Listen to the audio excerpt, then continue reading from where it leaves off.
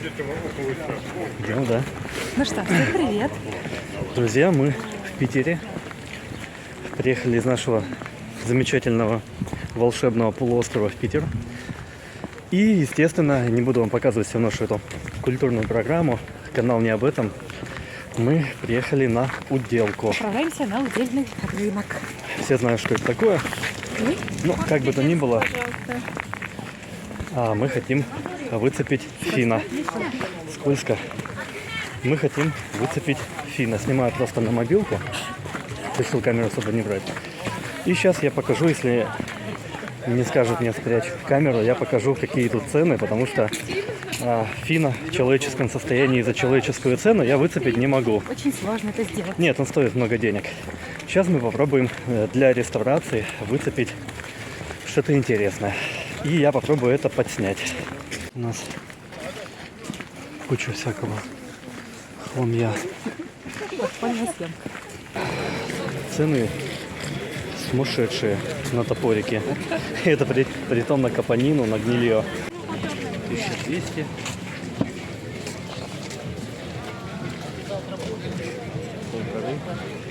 Хорошо. Тебе нужно еще туда воткнуть куска 4 своих ручек, трудочасов и материалов, и всего остального, расходников, деревяшек. Поэтому я пока поищу, потому что 1000-1200 это, я не готов. Итак, друзья, вернулся домой из Питера, ездил туда на 1,5 недели, пытаясь войти и в ритм работы, какие-то дела делать на работе, и дома какие-то дела делать, и стройку заканчивать, ремонт, все надо. И, естественно, какие-то проекты. Был там, естественно, на Удельной. Это очень известная огромная барахолка. Тонны видео на ютубе про нее. И я туда, естественно, поехал поискать какие-то интересные вещи. Я буквально снял там пару минуток, потому что на многих висят бумажки, таблички, снимать нельзя или за деньги, особенно там, где коп, то есть копанное, там снимать нельзя. Или говорят, там платите деньги, видимо, эта тема очень уже нашумевшая, известная, все снимают и так далее, блогеры у нас все. Поэтому буквально снял 2 минутки, немножко цены, конечно, не порадовали, и все, что я оттуда принес, плюс-минус, это я вам расскажу, покажу отдельно. Но цены там от 800 до 1500, до 2000. И оно, естественно, не все гнилое. Имеется в виду, что гнилье за какие-то неадекватные деньги, гнилье это копанное. То есть там был, допустим, фин. Вот у меня была, я уже рассказывал в видео, была цель поймать фина. Потому что, нет у нас такого, у нас юг. И тем более сюда очень редко что-то такое заходит. Или за безумные деньги, как я и говорил. Что мне как-то неохота за неадекватные деньги покупать гнилушку. И там было, допустим, за 500. Вот я и цены вам скажу, чтобы ориентировались. Было там за 500 рублей фин. У него стакан. То есть, стакан это вот проушина. И еще здесь вот дальше. Она была гнилая почти насквозь. А на самом лезвие было, допустим, миллиметра по 3 ямы. Это было за 500 рублей. Он говорит, можно же сделать. Но в каком смысле? За 500 рублей там нужно отрезать стакан, приваривать новый. То есть это чуть ли не с нуля делать стакан проушину. И проушина там еще тоже гнилая. И еще заваривать, или эти дырки заваривать, или слизывать металл, терять в весе. Вообще какая-то нездоровая ситуация. Он говорит, бери. Конечно, бери. Сам себе и бери, пусть у тебя лежит. Поэтому плюнул, а так там 1500-2000, в зависимости от состояния 7-15 тысяч. И в итоге идея с фином провалилась. Может быть, я на Авито что-нибудь с лишних денег выцеплю. Просто есть такая хотелка у меня. Насчет того, что я там нашел. Из прям очень интересного. Вот такую красоту.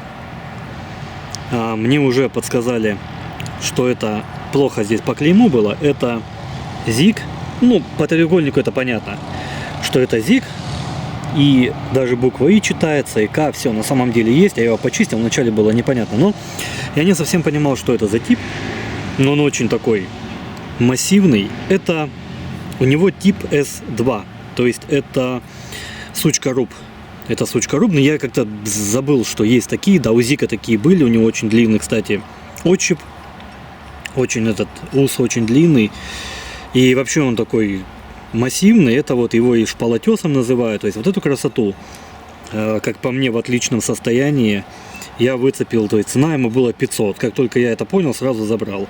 То есть с ним все отлично. Как мне кажется, и надо, да, понятное дело, сделать обмеры. Но вроде бы он в хорошем состоянии. За 500, я считаю, это прям вообще удача. Дальше. Вот это вот интересная штука. Это я уже с рук схватил за 400. У него тут есть, конечно, проблемы, их довольно много. Вот здесь вот, но смятая. Здесь то же самое. Хорошая такая вмятина. Я буду думать, что с ней делать, потому что, ну, слишком смято. Походу, или гвозди, или какие-то уголоки били. А это довольно интересный топорик на самом деле, и никто точно не может сказать. То есть две теории. Первая — это Гомсельмаш, ну то есть Гомель, белорусы. Такие они не так часто встречаются, тоже довольно редкие, вот с этими какие-то типа прорезь под гвоздодер. Но точно никто не может сказать. Если вы знаете, тоже было бы неплохо, напишите, что это за топорик и кто делал. Потому что есть две теории. Первая — это Гомсельмаш, то есть Гомель. Доказательств никаких в интернете нет. Второе, что это кто-то из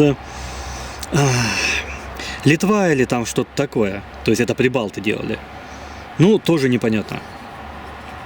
Точно так же по клейму ничего здесь не понятно. Здесь только вот будет единица и какие-то там такие непонятные. То есть тоже топор интересный. За 400 рублей, я думаю, вполне достоин. Мне кажется, по габаритам все с ним в порядке. Вот такой молоточек. Ну, цена вопроса 100 рублей была. И мне, честно говоря, просто понравилась форма. Клеймо, я не знаю, РТО, то есть что это такое. Но он просто классный. И цена вопроса, да, с ним надо будет поработать. У него здесь и здесь вон. Это все надо будет слизывать, и проушину нужно будет выравнивать. Ну, блин, он прям классный. Я не знаю, честно говоря, что это за такой молоточек. У меня есть наподобие, я этот лет 8 назад реставрировал, он уже начинает вот покрываться пятнами, это неизбежно. Вот, ну, он очень такой незатейливый. А вот взять, допустим, этот, насколько он интереснее выглядит, он такой, ну, то есть я просто увидел, сколько стоит 100, да, без проблем. 100 рублей будет интересный проектик.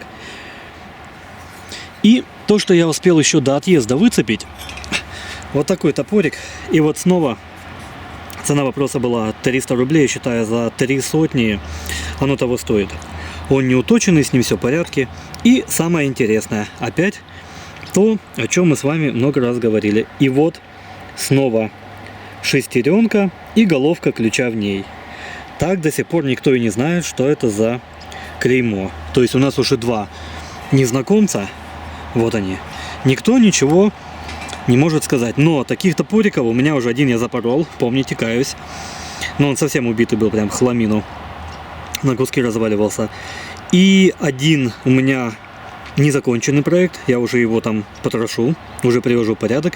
И еще один, то есть в наших краях это клеймо, вот оно довольно частое.